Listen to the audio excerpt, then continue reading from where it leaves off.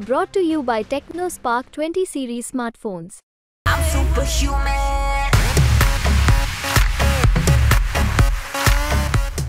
नमस्कार, बिहार तक में आपका स्वागत है और मैं हूं सुजीत। आज तीसरे चरण का मतदान भी संपन्न हो गया, लेकिन खुशी की बात यह है कि पिछले 2 चरणों से ज्यादा मतदान इस तीसरे चरण में हुआ। ये चुनाव आयोग के लिए भी खुशी की बात है।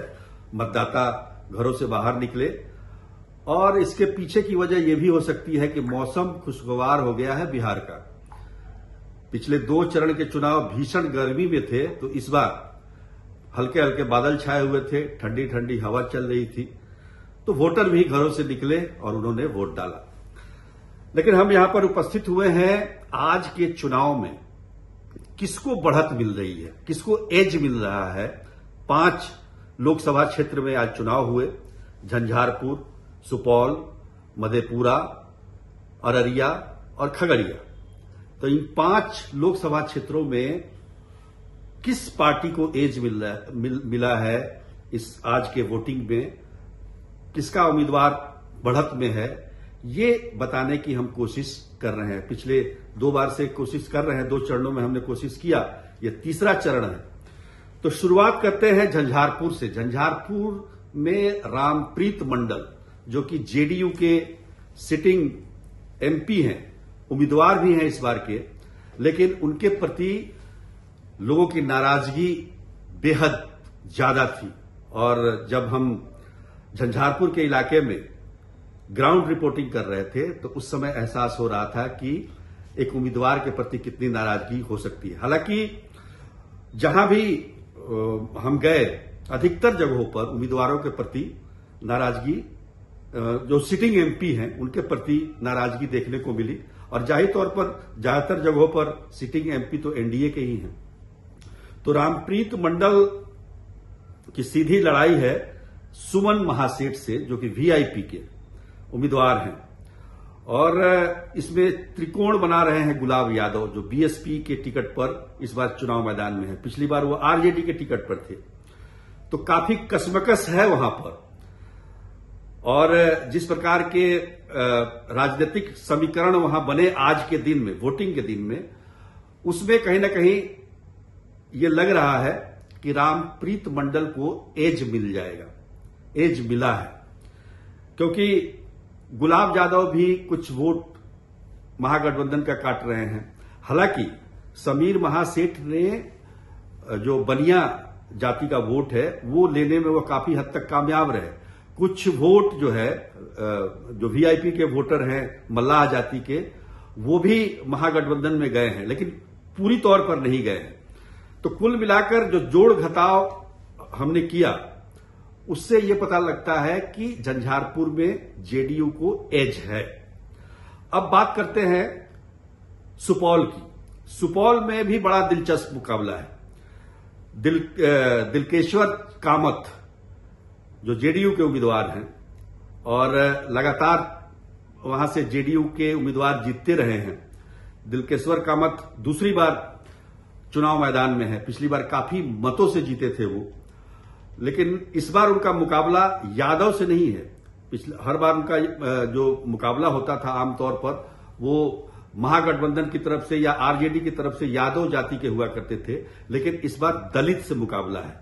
और जो उम्मीदवार हैं वहां के सुपौल के, चंद्रहार चौपाल, जो कि चौपाल जाति से आते हैं, दलित हैं। हालांकि ये अनारक्षित सीट है सुपौल, लेकिन फिर भी आरजेडी ने एक नया प्रयोग किया है वहां पर।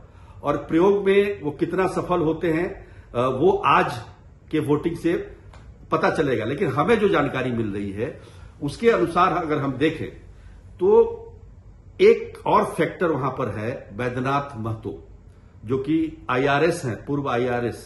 उन्होंने वीआरएस लिया था और पिछले 1.5-2 सालों से वो उस क्षेत्र में काम कर रहे थे और उन्हें पूरी उम्मीद थी कि किसी गठबंधन से उनको टिकट मिलेगा, लेकिन वो टिकट मिला नहीं, तो निर्दलीय चुनाव मैदान में कूद गए हैं। मेहता जाति से आते हैं, कुशवाहा जाति से। तो वो जो वोट उन्होंने काटा है वो जेडीयू का वोट काटा है उन्होंने, इसमें कोई दो राय नहीं है। और एक फैक्टर और है वहां, विजेंद्र यादव, जो कि वरिष्ठ मंत्री हैं बिहार सरकार के में, और यादव में उनकी अच्छी पैठ है, तो हर बार यादव का एक बड़ा तबका उनको वोट, जेडीयू को वोट करता है वहां पे। तो ये सारे जो समीकरण को अगर मिला दिया जाए और इसको अगर जोड़ तोड़, इतना समय नहीं है, लेकिन जो हमने अपने साइंटिफिक तरीके से किया उसमें भी हमें एज जेडीयू को ही देना पड़ रहा है। अब परिणाम क्या आएगा मैं नहीं कह सकता, लेकिन अभी की जो आकलन है, अभी का जो आकलन है उसमें एज जो है वो जेडीयू को है। तीसरे लोकसभा क्षेत्र में चलते हैं, मधेपुरा में। मधेपुरा में बहुत ज्यादा लड़ाई नहीं है। देखिए, मधेपुरा के बारे में कहावत तो आपने सुनी ही होगी कि रोम पोप का और मधेपुरा गोप का। तो गोप का तो होगा ही, क्योंकि दोनों जो सीधी लड़ाई है वहां पे जेडीयू और आरजेडी के बीच में, दोनों के उम्मीदवार गोप जाति से आते हैं, यानी कि यादव जाति से आते हैं। दिनेश चंद्र यादव और चंद्रदीप यादव। चंद्रदीप यादव पहली बार चुनाव लड़ रहे हैं, जबकि दिनेश चंद्र यादव राजनीति के माहिर खिलाड़ी हैं। चंद्रदीप यादव रमरेंद्र कुमार रवि के पुत्र हैं और प्रोफेसर हैं। वो head of the department, English department, commerce college Patna. तो बहुत ज्यादा इंटरेक्शन इनका राजनीति से रहा नहीं है। हालांकि राजनीति के परिवार से आते हैं, उनके एक भाई जेडीयू में भी हैं। तो वहां जो हम लोगों ने देखा ग्राउंड पे जो स्थिति थी, दिनेश चंद्र यादव लगातार बढ़त बनाए हुए थे पहले से ही, और आज के भी वोटिंग पैटर्न से ये पता चलता है कि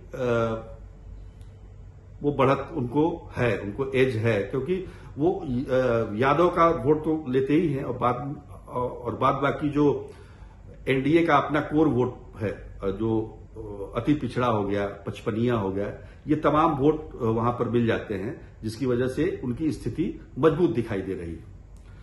अब तीसरे क्षेत्र में चलते हैं, खगड़िया।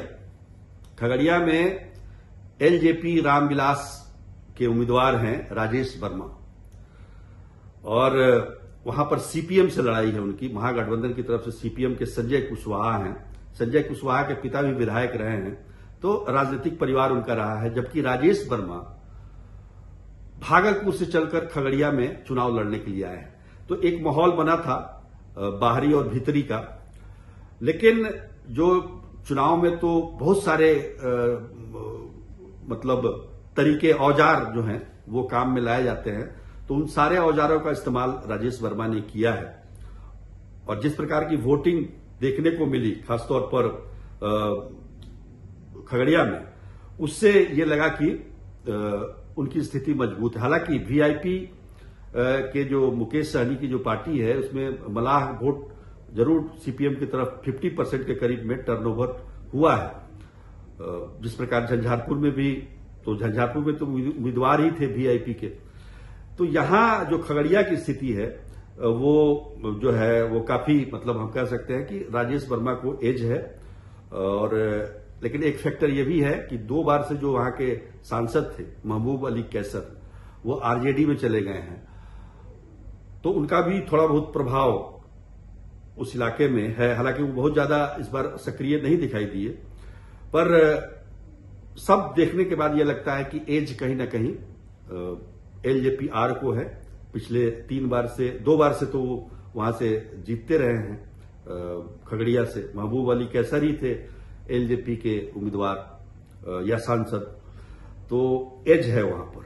अब हम 5वें और अंतिम जो लोकसभा क्षेत्र है इस तीसरे चरण का, अररिया में भयंकर लड़ाई है। अररिया में लड़ाई भयंकर है और दिलचस्प भी है। देखिए, यहां से जो प्रदीप कुमार हैं वो लगातार यहां से जीतते रहे हैं। 2009 में पहली बार जीते थे। हालांकि बीच में तस्लीमुद्दीन साहब, जो कि सीमांचल के गांधी कहे जाते हैं, 2014 में जीते। फिर उनके निधन के बाद उनके बेटे सरफराज उपचुनाव में जीते। फिर 19 में प्रदीप कुमार जीते। लेकिन यहां भी हमने देखा कि उम्मीदवार के प्रति लोगों की काफी नाराजगी थी। प्रदीप कुमार बीजेपी के उम्मीदवार हैं, और आरजेडी ने, महागठबंधन की तरफ से आरजेडी ने इस बार उम्मीदवार बदल दिया। सरफराज को इस बार टिकट न देके उनके भाई शहनवाज को टिकट दिया। शहनवाज पिछले विधानसभा चुनाव में अपने ही भाई को उन्होंने हराया था ओवैसी की पार्टी से और बाद में वो आरजेडी में शामिल हो गए। तो शहनवाज के खड़ा होने से एक अलग माहौल बना वहां की फिजा थोड़ी बदली। वैसे पहले हिंदू मुसलमान हो जाता था, लेकिन इस बार उतना ज्यादा नहीं हुआ। शहनवाज चूंकि सॉफ्ट स्पोकन है तो वो फायदा आरजेडी को हुआ। लेकिन इसके अलावा वहां पर दो महत्वपूर्ण उम्मीदवार भी खड़े हुए। अब देखिए कि एक है शत्रुघ्न मंडल, वो आरजेडी के ही बहुत मतलब हम कह सकते हैं कि कर्मठ कार्य करता रहे, लेकिन उनको टिकट नहीं दिया आरजेडी ने, तो वो भी चुनाव मैदान में है।